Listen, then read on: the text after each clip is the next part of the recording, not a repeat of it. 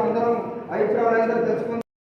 ఈరోజు ఈ సమావేశం ఎందుకు నిర్వహించుకున్నామంటే గత అసెంబ్లీ పార్లమెంటు జంగపూట రూరల్ జంగపూట టౌన్ వేణుక ఇళ్ళ వచ్చిన ప్రతి ఒక్క కార్యకర్తకి నమస్కారం తెలియజేసి